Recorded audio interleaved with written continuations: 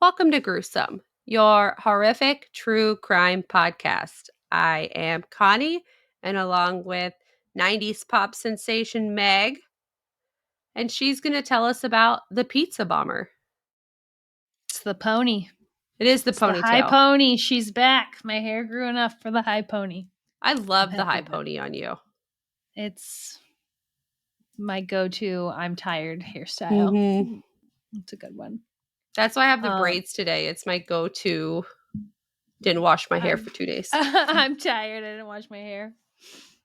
I was informed that I needed to update people on the Christmas chair. So after this episode, I will update on the Christmas chair.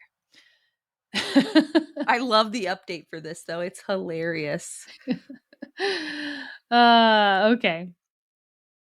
At 2:28 p.m.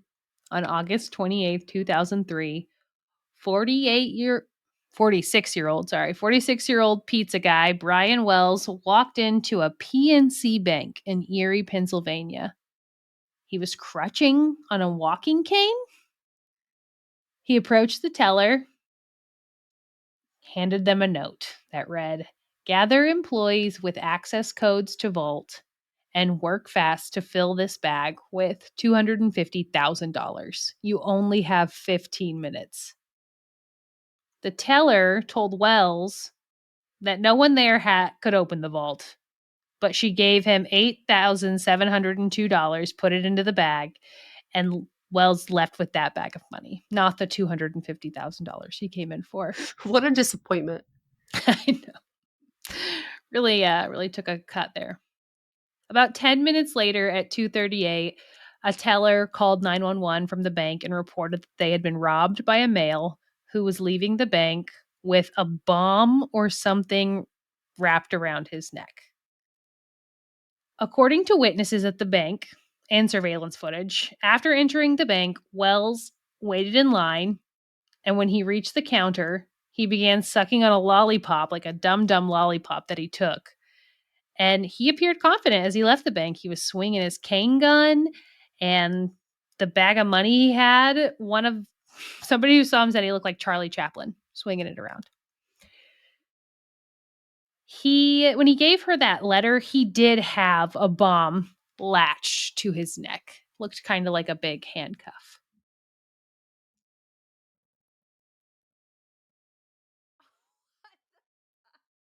Yeah.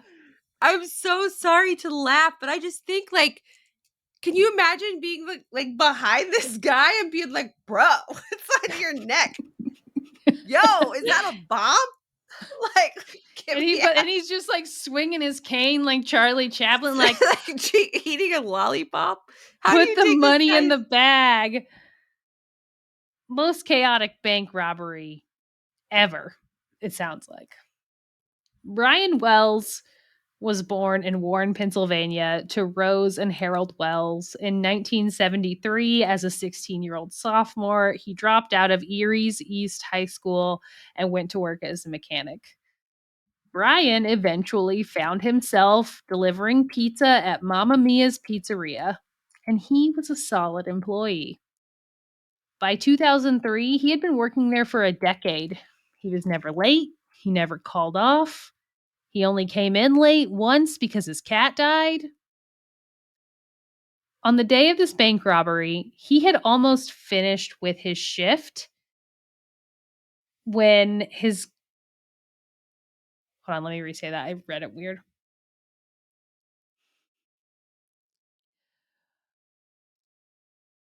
Brian was almost finished with his shift the day that he ended up walking into PNC Bank. His coworkers recalled that he had left the pizza shop to make one last delivery of 2 small sausage and pepperoni pizzas. The location he had gone to was strange, though. Someone had called it in from a payphone, and he was going to this wooded area that wasn't far from major roads, but it was still remote, and he went to a transmission tower for WSEE TV. And you could only get to this transmission tower by a long dirt road that went into the woods. And as a pizza driver, that's a red flag for me. I would be like, nope, you're I'd gonna have have been to like, come no, pick. it's at the end of the street. You can come out and get it. I would text that DoorDash, like, you meet me. I'll leave it right Yeah. here for you. Send him a picture at the end of the road. I would suck up the losses, eat the pizza, and go back to work. The next time the employees at Mamma Mia's heard from Brian, he was being arrested for bank robbery. After Brian robbed the PNC, he pulled out of the parking lot in his Geo Metro and drove to a McDonald's. He stopped here briefly before police arrived and pulled him over in the parking lot of next door, Eyeglass World. He was promptly surrounded by officers and shortly thereafter news cameras. And this was about 3:00. So this has been a half an hour for this to happen. Brian was put in handcuffs and he announced to police that there was a bomb around his neck and it was going to go off very soon. Initially, they did not believe him. They talked about, oh, it was probably fake. I doubted this is a real bomb, but it did look real and it was beeping and it was attached to him. And your face is saying something to me. Go ahead. Like, why would you be like, probably not real? Because on the off chance if it is. Well, and that's what they're trained to do. So they do behave as though it's real, but in the documentary I watched about it, they talked about how they were like, it's a fake. It's a fake. But Oh, so once they they were weren't like, telling him that it was a fake. no, they were just saying probably to each, I don't know, I wasn't there. I'm assuming it was like them talking with each other first on the scene. Like, there's no way this guy has a bomb literally in a neck size handcuff around his neck, right? That's crazy. That is crazy. But They cleared out the pedestrians. They sat him on the ground. Away, everyone backed up. They stopped traffic so no traffic was coming in or out. And in the news footage, because cameras were there, you can see them go up to Brian sitting on the ground and they kind of lift this shirt he has on and they say, looks like a bomb to me. And then they all back off and isolate him. Brian you're was on also your wearing, own, bro. they're like, whoa, whoa, whoa, whoa, whoa. Brian was wearing two shirts. One that had been covering the bomb said guess across the front. And his coworker said that Brian had not been wearing that shirt when he left to deliver the pizzas. He appeared pretty calm at first. He was explaining to them that he had been accosted by a group of men when he went to deliver the pizza. They had locked this bomb around his neck and forced him to rob a bank. He asked officers to call his boss, and he continued telling them that it was a real bomb and that it was going to go off and that they didn't have much time. While initially he was calm, his panic began to set in when the bomb began to start beeping faster and faster. And they called the bomb squad. They called them, but they had blocked traffic to keep civilians away, and the bomb squad could not get to the location because they had blocked traffic. And this was unfortunate because that bomb went off 3 minutes before the bomb squad arrived. Oh, no. It blew a 5-inch hole in Brian Wells's chest, killed him almost instantly, and it was 3:18 p.m. This whole thing Sweet was man. filmed.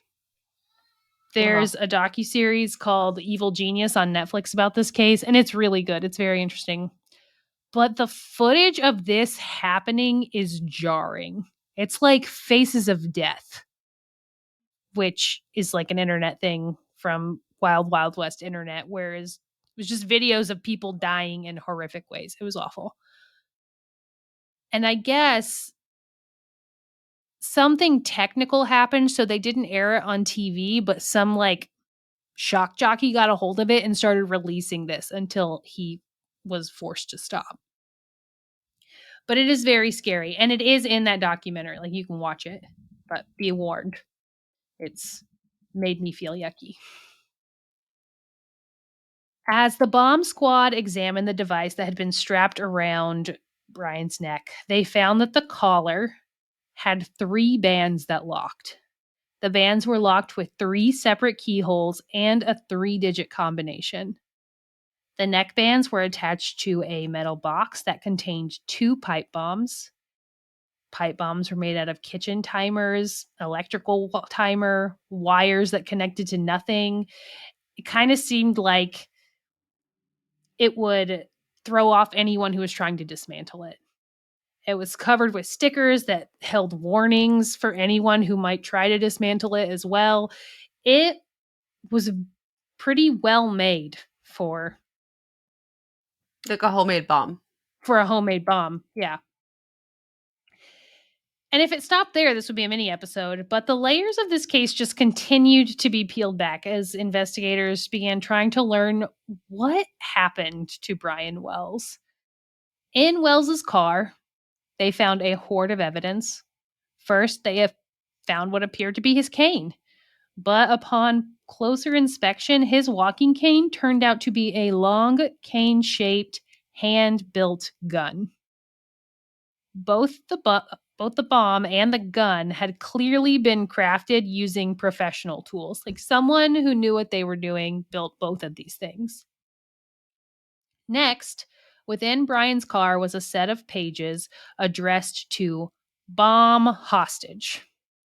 The note dictated that Wells was to rob PNC Bank of $250,000, and afterward he was given instructions for a complex scavenger hunt. There were maps, explicit instructions on the roads he should take. It was riddled with threats to prevent him from seeking help. And one part of it, you can see it says, act now, think later, and you will die. These instructions were to lead Brian to the keys and combination that he would need to disengage and remove the bomb collar to save his own life. In the note, it said that every time he found one, more time would be added, but that was not true. Police ended up going through the things, and he would not have ever been able to get all the things he needed to unlock that collar without it going off. Oh my God, that's awful. Doesn't it sound like a Saw movie? It does sound like a Saw movie, and I feel kind of bad for making fun of how he was robbing the bank with the bag and the lollipop. Yeah, Feel I bad. get that. Don't worry. This just keeps going. We're just going to keep doing this. Saw came out in 2004 though, and this happened in 2003. So, you can make your own comparisons. But I feel like maybe there was a little inspiration here. The head thing. Do you remember the head thing? Did you watch the Saw movies? I only watched the first one and I was like, that's enough for me. Yeah, I watched the first one, and after that, I was like, well, what are they going to do? The same thing over and over? Okay. Yeah, 9 times, actually. I'm good. 9 times. So the initial note that Brian had told him to go to the McDonald's near PNC. Near the 24-hour drive-through sign, there would be a rock, and under that rock would be his next instructions. And so he left the PNC, made it to McDonald's, and found under that rock another 2-page note telling him that he needed to drive another 2 miles to get his next clue, which he would find in another wooded area. It was going to be in a receptacle marked with orange tape. Brian had been arrested before making it to his next location, but police began to finish the hunt. They drove to search for the next clue, and when they uncovered the container with orange tape, it was another note. It directed the bomb hostage to drive another 2 miles for another jar marked with orange tape. Following the instructions, the police located the next jar, but it was empty. They believed that whoever was responsible for this had been watching, and they had abandoned the scavenger hunt after Brian was arrested. So they think that they were going to them and putting them in there before he got there and actually watching him do this, which is scary. It's sick. The areas where the clues had been found were taped off to prevent the public and the media from disturbing any crime scenes. But the day after Brian's murder, reporters for the Erie Times News drove to the tower, that first location where he had been accosted, and they were going to get some information and take pictures for the story that was still unfolding. Fortunately for them, as they pulled up, the man who owned the home next to the tower, William, also called Bill Rothstein, happened to be in his yard. Rothstein was a big guy. He wore denim Carhartt overalls. He sported a full beard. He made a living as a handyman and a part-time shop teacher, but he also spoke fluent French and Hebrew. The reporters asked if he could take them to the edge of his property, which happened to back up right to that wooded tower area. No problem. They walked to the area, they got the images they wanted, and they were gone within 15 minutes. The leads in general were pretty minimal initially, but cracks started to form about a month later on September 20th when Bill Rothstein called 911. You might be wondering, like, oh, did the culprit return to the tower and Bill saw them? No. Bill called to report a dead body in his own garage freezer.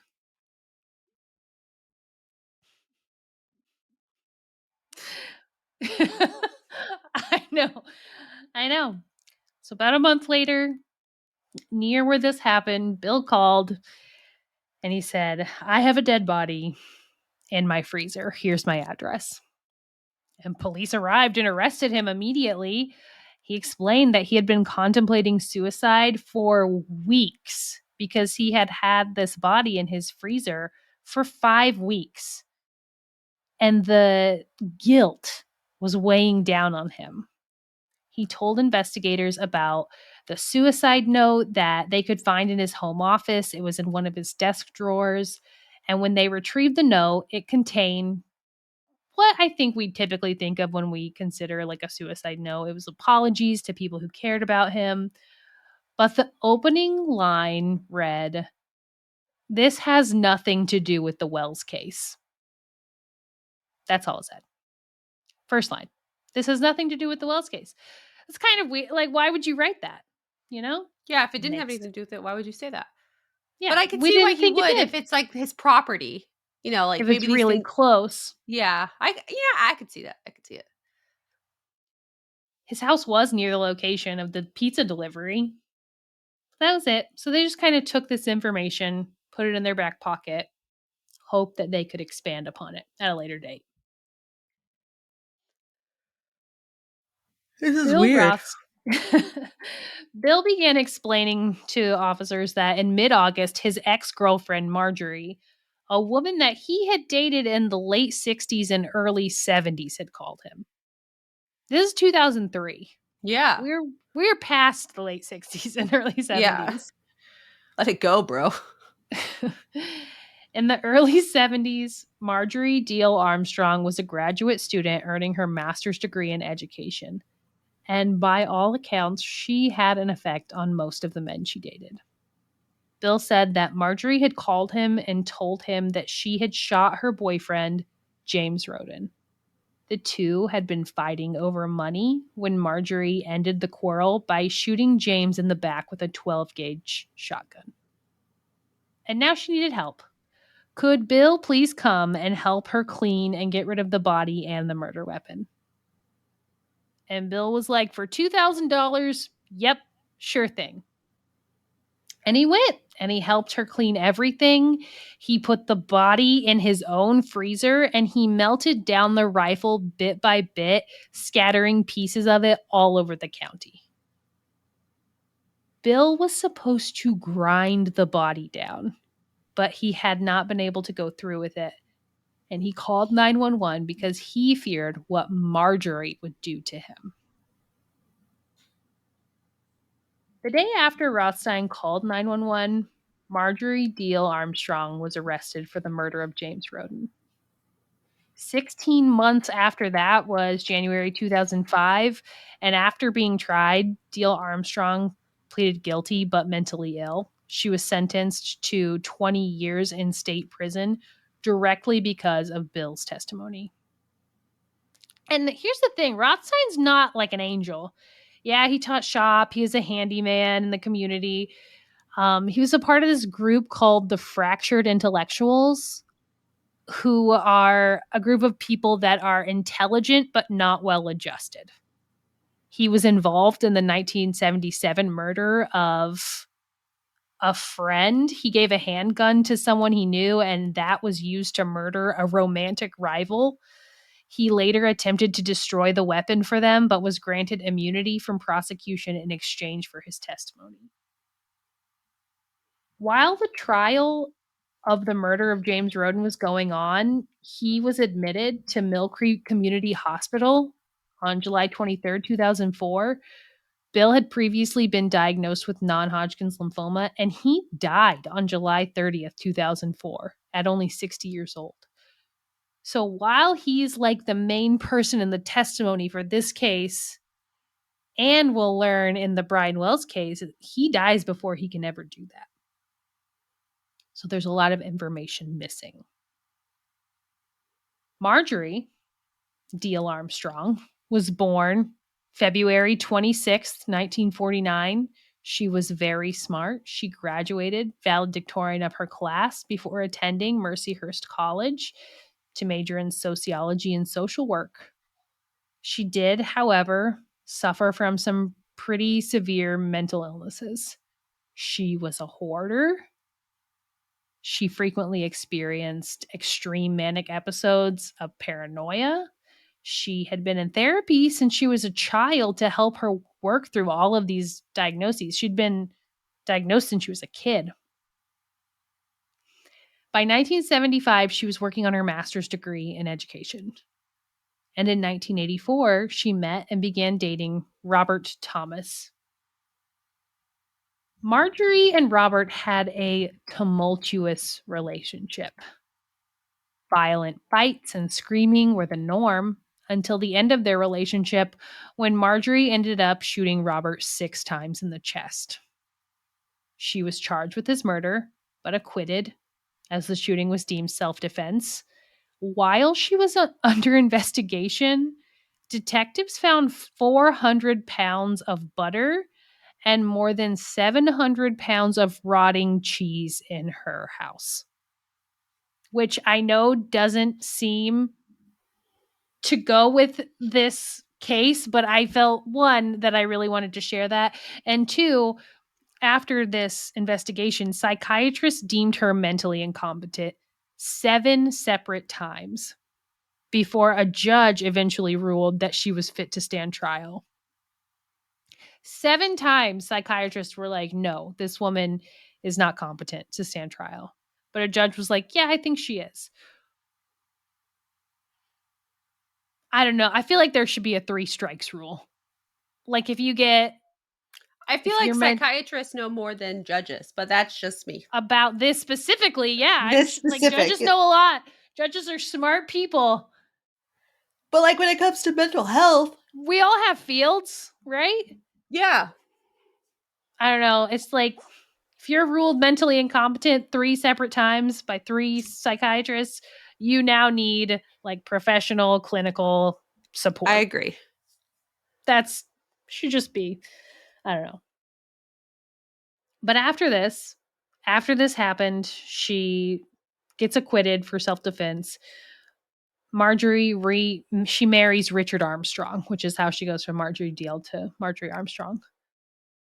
4 years later, Richard was rushed to the hospital with a severe brain bleed after he arrived with a head injury. Marjorie told the hospital that he had just taken a nasty fall, and he died at the hospital. His death was ruled accidental. So this is now 3 separate men linked to Marjorie that have died. 2 of them directly by her shooting them, and 1 of them under mysterious circumstances. But that's not... There are actually a couple of others that fall into this category of men who didn't make it out of their relationship. Holy cannoli. So how does that relate to Brian Wells, though? Because like take me back, because I'm getting the murder seems separate. Bill Rothstein gets spooked, maybe due to the crime happening so close to his house, and he's like, I'm going to give myself and Marjorie up, because he saw cops and he's like, they're on to me, you know? I could see that kind of paranoid thinking. And that's kind of what police thought too. The FBI was now working on the pizza bomber, and they were like, these 2 cases are unrelated. Due to his abilities as a handyman and, like melting down guns and working with metal, it's actually largely believed that Bill Rothstein was the person who crafted the collar bomb that Brian Wells had locked around his neck. During the Roden trial, so the guy that Bill had come to help Marjorie clean up, the FBI got a phone call from a state police officer who had just met with Diehl Armstrong, and she claimed that Bill Rothstein's suicide note had, said, "This has nothing to do with the Wells case." She said that it had everything to do with the Wells case. So they met with her, and she told them that if they would arrange a transfer from Muncie State Penitentiary to a minimum security prison in Cambridge Springs, then she would tell them everything she knew. And she did. She told them all about how Rothstein was the mastermind behind this whole thing. It was all him. Right around the time that Marjorie was trying to get into this minimum security prison with promises of unveiling everything she knew, a witness came forward. Kenneth Barnes had let it slip to his brother-in-law that he had been a part of the pizza bombing. And after he was picked up on unrelated drug charges, because he was a crack dealer, his brother-in-law actually came forward and told police that Kenneth Barnes had been involved with that bombing. So they're like, okay, we're going to threaten him with extra jail time. And Barnes was like, nope, I'll give a full of account of what happened. Oh, wow. The robbery, the bombing, and exchange. I'll just take a reduced sentence. So he was like, nope, I will sell everyone out immediately. Good for That him. would be me. Yep. It's like when she calls him up, your girlfriend, if my former significant other from my past called me up and was like, hey, can you help do this? I would be like a quick get fucked, and I would hang that phone up and block that number. Dude, if any of my exes from like back in the day called me like, hey, I shot this girl, I need your help, I would be like, new phone, who dis? Like, yeah, I'm moving, I'm changing my number. Why do you have it? We're out I'm of here. actually calling the police right now. I'm calling the police. So, Yeah. bye. Smell you later. Oh my God. Yes, I will come help. Give me all of the details. Hold on one second. Let me hit record. Tell me what's going on. What happened? My goodness. So Kenneth and Marjorie were allegedly romantically linked. And they had been living off of money that Marjorie's mother had left to her and her father after she had died. And this made her dad angry. And her dad was like, I'm going to cut you off from this trust unless you get a job. Like, pretty much, which, fair. Fair. Yeah. Barnes told the feds that Marjorie was the mastermind behind everything. She needed the money because she was going to pay him to kill her dad. Marjorie said that her dad was spending all of her inheritance and she wanted him stopped so that she could get the money that she was owed to her. And these plans were all made at Kenneth Barnes's home between himself, Marjorie, and Bill. Barnes told her that he was willing to kill her dad for $250,000, which is like $360,000 in today's money. So the first plan was to rob a bank. And then they were like, no, we'll get someone else to rob the bank. And the bomb plan was hatched in order to get this initial $250,000. So I'm guessing the trust must have been pretty large for her to Yeah. be willing to pay someone to get a hold of it. Kenneth Barnes knew a lot and a little about the plan. Most of what he knew did align with what they already believed was true about Marjorie, though. Immediately after Brian Wells had died, investigators searched his house and they found a list of people that he knew. Phone book, something. This list included the names of two unknown women. and like unknown to his family. They were like, we have no idea who these women are.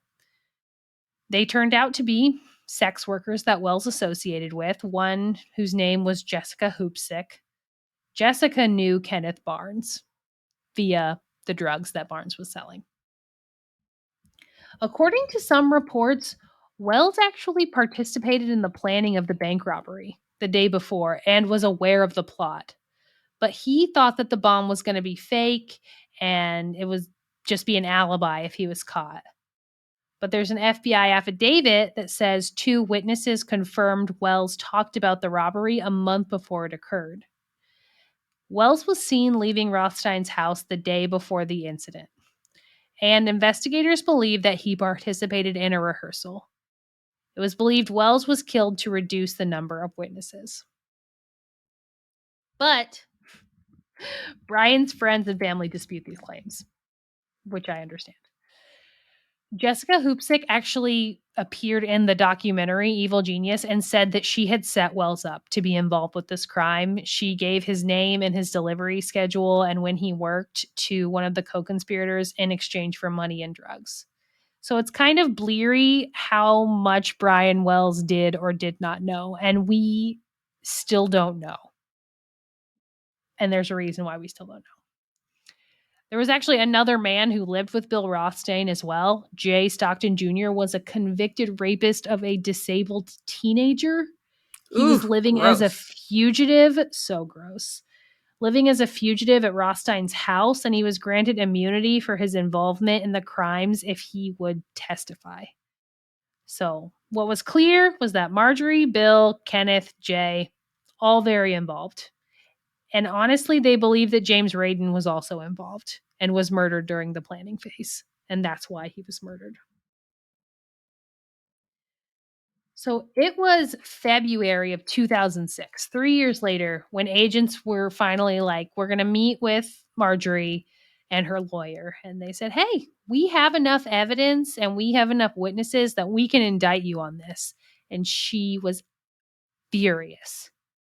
So mad that she started talking in an attempt to clear her name and just kept talking, like word vomiting what had happened and that why she wasn't responsible.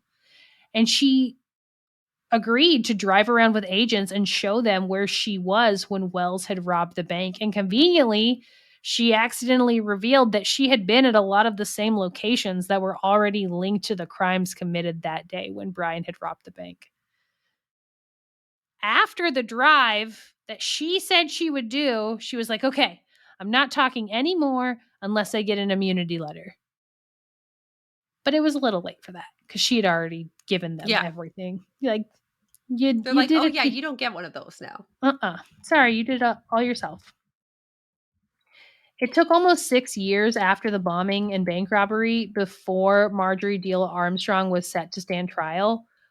On March 11th, 2009, she was found incompetent to stand trial. Then, in September, a judge declared that he believed she could stand trial. And she did. She defended herself on the stand and she lost. On November 1st, 2010, Deal Armstrong was convicted of armed bank robbery, conspiracy to commit armed bank robbery, and use of a destructive device in a crime.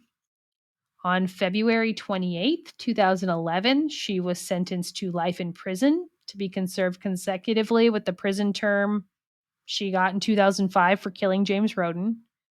In 2012, the Court of Appeals for the Third Circuit affirmed her conviction. In 2013, they denied her petition for an appeal, and they declined to hear her case at all. In 2015, she lost a second appeal of her conviction. Good. Yeah, they really were like, no. She sounds like she's freakishly smart and can just manipulate people into doing what she wants. So if she can manipulate this many guys, like who knows what kind of manipulating she was doing to these psychologists and psychiatrists. I love that you said that because that ties in. While she was in prison, she started writing to 2 different people. She started writing to Catherine Whiteley and Trey,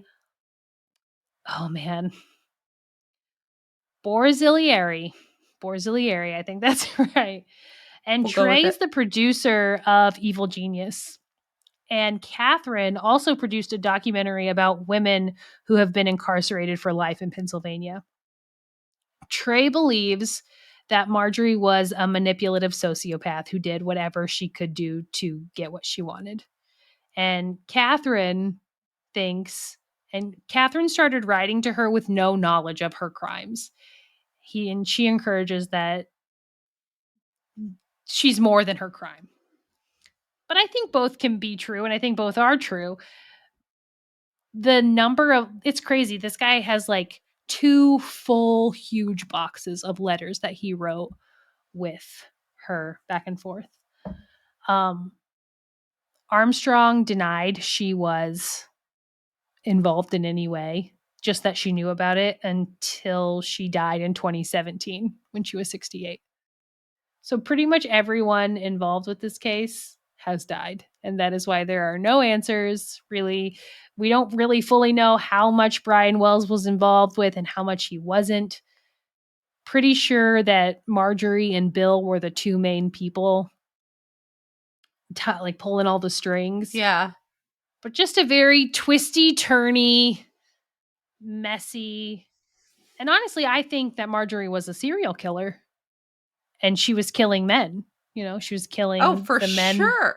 They only Like, have to, if there's a cooling off period, 3 or more killers, 3 or more murders, cooling off period in between. That's a serial killer. yep, I believe that that's true. So I do think that she should have been in jail for life, anyways. I was a little shocked that they were that they just kept saying like she's not all there, like she's not competent to do this. She is not But if her able to stand intellect is trial. as high as it is to be able Yeah, to was she manipulate just like people. twisting it to get that answer? Mm-hmm. And like, would only someone that mentally ill be able to twist it to that point to get that answer? I feel like it's a Yeah. catch 22. But that's the pizza bomber. It's also known as the collar bomber. Man, But that's a horrific way to die. it is that video messed me up for the rest of the day when I watched it. I was like, and my husband happened to be sitting in the room with me and he's like, "Oh, are you doing some murder stuff?" I was like, "Yep, just watching this." And he happened to come in right before it happened and he was like, "That's awful. Why are you watching that?" I'm like, I want to know what happens." But That's it's very jarring. Jarring is the right word. It's I'm like gonna look it up as soon as we're done with this. it's within the first 10 minutes of the first episode. You can see it. Okay. Man. I do think sorry, there were so many people. I have some of them mixed up. The Yeah, that's guy okay. It was a lot. It's very twisty who turny. There's had a the lot of guy people. who had the guy in his freezer. That was Bill. That was Okay, the I guy. think Bill definitely had something to do with it. And maybe he thought she was going to flip on him and that's why he was like, "Hey, look what she did." There's a very large group of people that believe that Bill did all of it just to pull one over on the cops. Like there's a very large group of people that does it, but I don't know that it was just Bill. I think it was maybe the 2 of them. Like they each found like a sadistic partner in each other that they could work Yeah, together. I guess we'll never know. And we truly won't because, I mean, he died within a year of that happening. Maybe he just thought he had nothing else to lose. Maybe. He was right. That's wild. Mm-hmm. And like, it's unfortunate for Brian.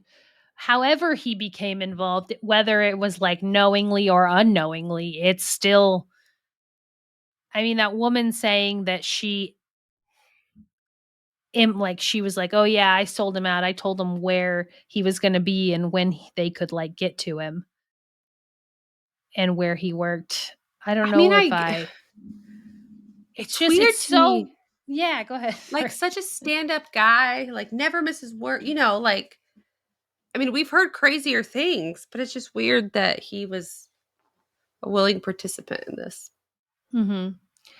And I honestly don't know that that's true, and I would probably for my own brain, I'm gonna veer on the side of he didn't know. But it seems like there was a lot of people with their hand in the cookie jar. Mhm. Maybe he was And Marjorie convinced to was do it. Obviously, he had no idea that bomb was real. Like, if he was involved, he had no idea the bomb was real. Because who's going to let them latch that onto them, and he's going on a scavenger hunt trying to he's actively moving through these clues trying to figure out how to get it off. Like maybe it was latched and then maybe it was one of those, like, once he got it on, they were like, "Oh, yeah, by the way, you this is have to do real. this. This is real." And I think it is probable that they told him it was fake and then he got it on and realized it was real, and the whole plan was to eliminate another person whose hand might have been in the cookie jar. That Yeah, less seems very people plausible alive, to less me. witnesses. And Man, that's wild. And that sounds, I don't even want to think about that then type there's of. people who just come out of the woodwork like Kenneth Barnes and Jay Stockton. You're like, where did you even come from? Why are you here? Yeah, it's like I need a notebook. Like, I need that board from Always Sunny in Philadelphia where it's like this. The strings go into. I bet that's what the FBI room looked like when they were working on the pizza bomber They're case. like, wait a second, Bill, Brian, who the fuck else? Like, what is your name? Jim, Jeff, Joe? Kenny, Jay, Marge, all Gang's of all them. here. The butter seems weird to me. I know. I was like, this is not relevant to what I'm talking about. Other than that, it links into the fact that she was a hoarder. Like, and when they're describing her homes and stuff, they were full of trash, they were full of garbage, and How do 700 you pounds even of find rotting cheese. 400 pounds of butter and 400 pounds of cheese? Like, 700 pounds of cheese. Where do you put 700. Yeah, I probably have 10 pounds of cheese in my fridge right now and I'm running out of space. That's why it was rotting. It probably was just sitting on the floor somewhere. Like, It's a disgrace to cheese, really. Just like let someone like me who would have eaten the cheese, like, leave some cheese for the rest of us. got to build a cheese cavern. It's like that cheese wheel. We went to the Christmas Kindle Mart in Carmel this year for like Christmas time, and they had like where the it's like the wedge of cheese and they just scrape it off onto a They sandwich and had it's that. I had it. Was it Oh, good? nope. Nope. It was a little overpowering and I'm a cheese girl. A What little kind of cheese too was it? I don't know, but it was stinky cheese. Was it good? Nope.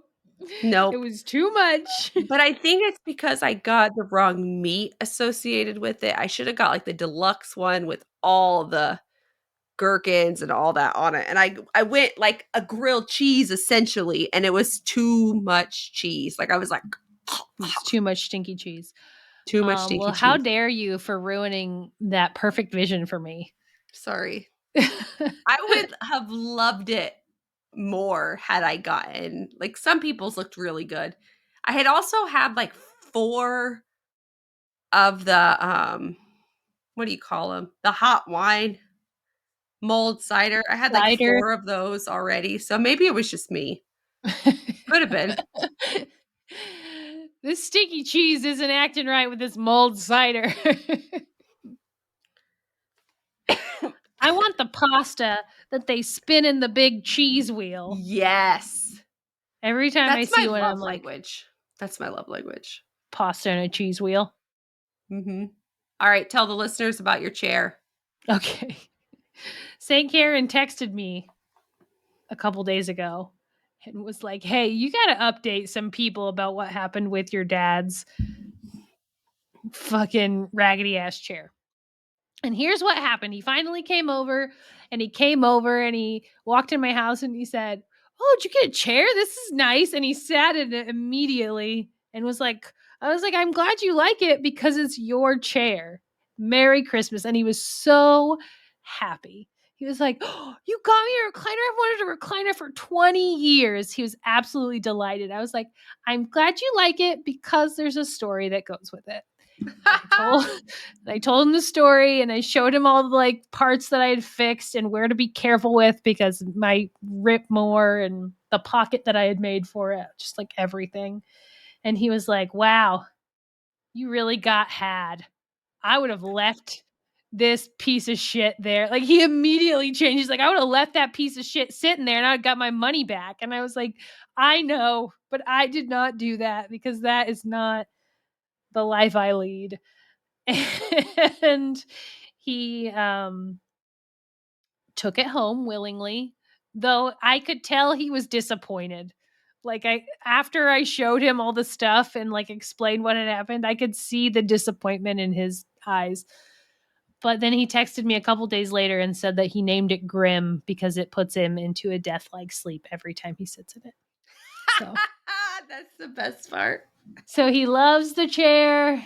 He says it's great, but he also said that I was had, and that's not fair.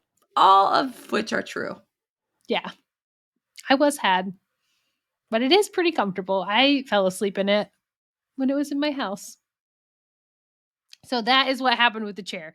I'm sorry that I'm not good at coming back and like remembering what we talked about and following up on that. You'll have to call me out if you want to hear other things that I've promised and not delivered. We went to Indianapolis this weekend for Theo Vaughn. Oh yeah, how was it? Well, we stayed at a great hotel. We were looking for Mr. Beast Burger because my kids are obsessed with him. So I guess they had one downtown. But when I walked to the address, because it was like right around the corner from our hotel, it was a Buca de Beppo. So I don't know if it's like an underground thing. I don't know where this Beast Burger was, but I was too hungry and your girl couldn't wait. So Did you across go the to Buca street, de Beppo? no, they had this Weber. Okay, because that's where I wanted to go. And my husband was all for like, let me live out my Sex in the City, like girl in the city, just I wanted to be frolicking around downtown Indianapolis. But the way his eyes lit up when he saw the Weber Grill restaurant was like on par to when he watched me birth our daughter. So I was like, no, we have to go to the Weber. We'll go there. And it was a 10 out of 10. I would recommend that. It was amazing. We went to Theo Vaughn. He was okay. Like his podcast is better. A heckler really got to him though. And he like went off on this heckler. And then I feel like it threw the vibe off of the whole show. And Ooh, I yuck. wasn't even the one getting yelled at. And I felt guilty because he's like, it's a Rocky show, guys. It's just a Rocky show. It's fine. The vibes are off. And I was like, I took that personally. You're like, my vibes aren't off. Your vibes are off. Remember when you were like, I'm going to Theo Vaughn, and I gave you this face, and I was like, it's fine. He's fine. And you just said, it was okay. It was okay. Afterwards, the highlight of the night, though, was we had a 10 o'clock at night, like I know, who am I, 10 o'clock at night, reservation to St. Elmo's Steakhouse. Oh, did you get your Oh my God. freak I had flag on in there? an 8-ounce filet, was literal butter. It was the most I've ever spent on a dinner in my entire life, but I would You went to do it. Weber Grill for first dinner and then had second dinner at St. Well, Weber Grill was at like 2 o'clock in the afternoon. It was like lunch. Okay. Yeah, it was like lunch. Late lunch. But Gotcha. I had plans because they have a sugar factory down there now. And I was like, I'm going to go to the sugar factory, have one of the cool drinks. But you had to fucking roll me out of St. Elmo's. Like, I wanted to Uber and it was a block to get back away. to your robe. I did. I got back. I took a bath. I like did a face mask, put my robe on, and then slept the hardest I've slept in a while. It was so good. The hardest you've slept since the last time you didn't have kids around trying to wake you up. Yeah, and then I had creme brulee for a midnight. Like, it was like the middle of the night. I woke up, I was like, oh yeah, I have creme brulee. I got to go. And that was the best sound day like of a my lovely life. weekend. Yeah, that sounds awesome. I did get the sugar factory for brunch, and that was the experience was cool. It's if I were 20, like going or 22, going out with my girlfriends, it would be dope. I had a flight of mimosas, a Lucky Charms latte, and the sweetest pancakes I've ever had. But also, the experience was good, but it was just so. I like cake bake better. You like to cake bake better? Mm-hmm. Yeah, that sounds awesome. It's a good weekend. Did you get slippers as well as a robe at your hotel, Yeah, or but just they were like foam bottom slippers, which were a little slippery, but you know, beggars can't be choosers in a I 5-star was gonna say hotel.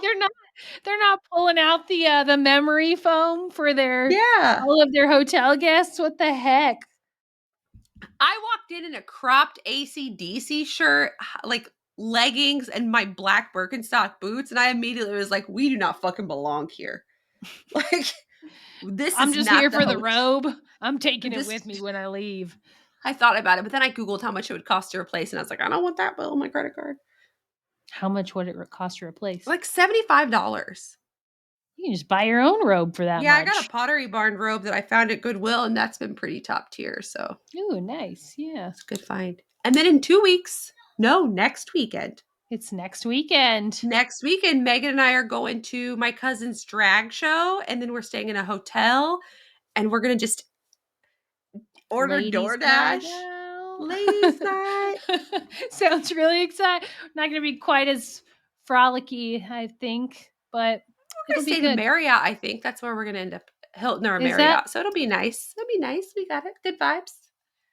No bad vibes. No Theo Vine yelling at people in the audience. It was weird. He was like, Ugh. "Shut up, man. Shut up. Shut up. I know you're doing your thing, but we got to do this up here too." And I was just like, "Whoa, you're triggered right now, man. Are you okay?" You're triggered right now, man. And I couldn't even really laugh after that because I was real nervous. Like, are you going to yell at me? And I then you don't were mad know. that no one was Hecklers laughing. are weird. I know that sometimes it's like funny to see the interaction, but it's the same. Honestly, I get the same vibes with like giving things negative reviews. Like if it's really bad and you feel like maybe you had really bad food somewhere, you got sick, like, and you're like, "Hey, I got sick here. It wasn't great." I'm just like, move on, Yeah, like Heckling people, not worth and it. like the first time he just yelled something out, and it sounded like he was just like, "Whoa," or something like that. And he was like, "Hey, no, look, we can't be having that. I'm gonna have to ask you to leave." And then like I didn't even hear what he said the second time for him to like keep yelling "shut up" at him. But I was so like I looked at my husband and both of us did awkward turtle.